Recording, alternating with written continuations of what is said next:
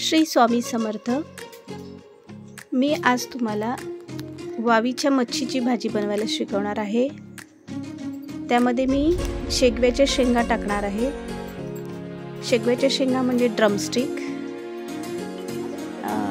माझी मुलगी मला सांगते, मम्मी तू मच्छी खात नाही आणि मच्छीची भाजी का दाखवते? तर माझ्या मिस्टरांना आणि माझ्या छोट्या मुलीला मच्छी आवडते म्हणून मी मच्छी बनवते आणि जे मला चांगलं बनवता येते तेच मी दाखवते। तर आज मी वावीच्या मच्छीची भाजी दाखवणार आहे विथ शेगव्याच्या शेंगा। आता मी तेलामध्ये लसूण परतवून घेणार आहे थोडा लाल होईपर्यंत।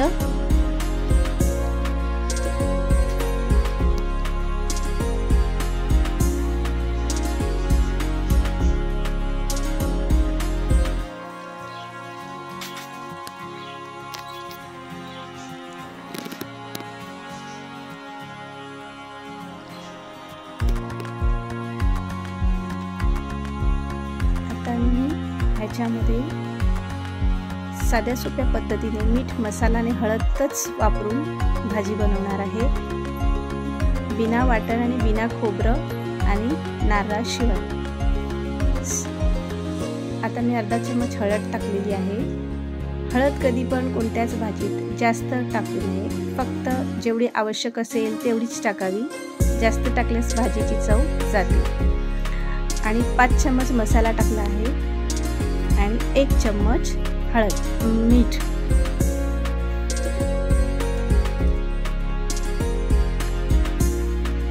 आता हे सगळं मी वावीच्या मच्छीला सगळं व्यवस्थित लावून घेणार आहे।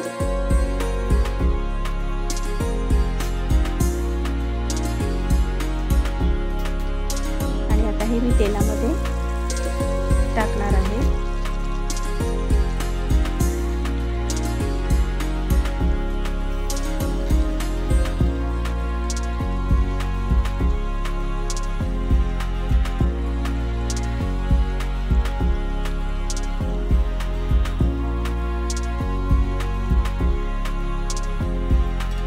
हे 2 ते 3 सेकंद मी हलवून घेणार आहे चांगल्या प्रकारे।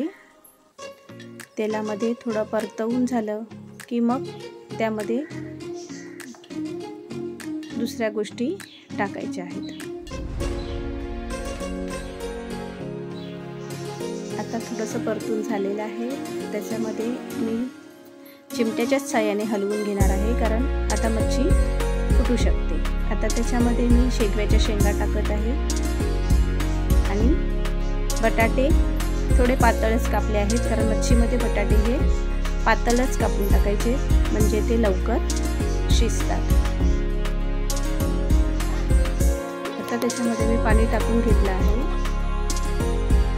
मच्छीची भाजी जास्त चम्मचने हलव शक्यतो करू नये, ती फुटून जाते। आता ती शिजेपर्यंत थांबायचं आहे। गॅस फुल करून घेतलेला आहे। 10 ते 15 मिनिटात ही भाजी तयार होते।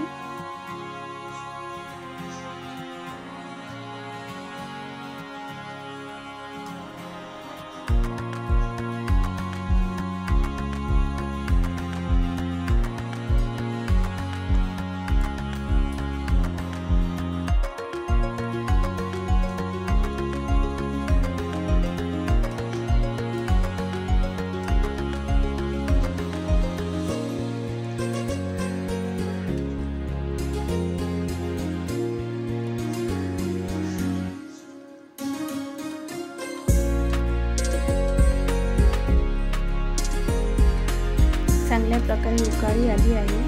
आता बटाटे शिजल्यात की नाही ते चेक करून घ्यायचं आहे। बटाटे शिजले म्हणजे शेंगा पण शिजतात।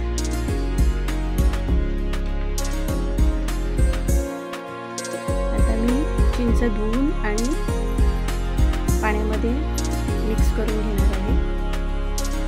थोडीच चिंच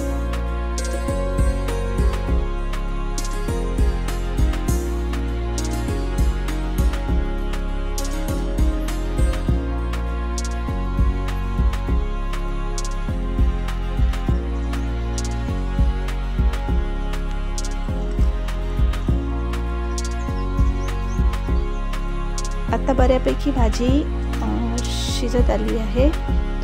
आता ह्याच्यामध्ये आपण चिंच टाकायला रेडी। आता ही मी चिंच टाकून घेतली आहे। एक उकाळा येईपर्यंत थांबायचं आहे। जवळजवळ आपली भाजी झालीच आहे। आता त्याच्यामध्ये अजून थोडंसं पाणी टाकूया चिंचेचं।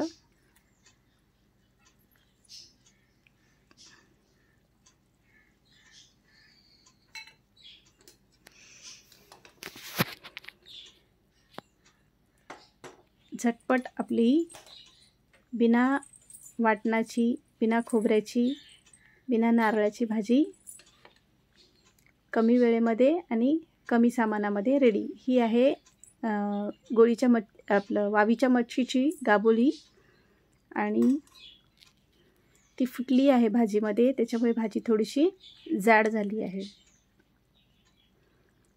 आता वरून कोथिंबीर टाकत आहे मी।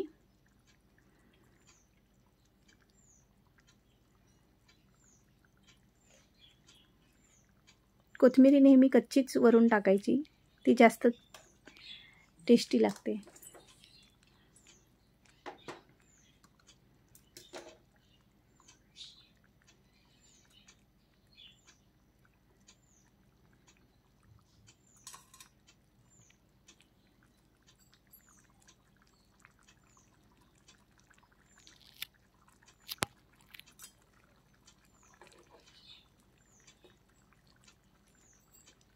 आता ही तयार झाली आहे आपली वावीची भाजी आणि शेगव्याच्या शेंगा। नक्की करून बघा। आवडलं तर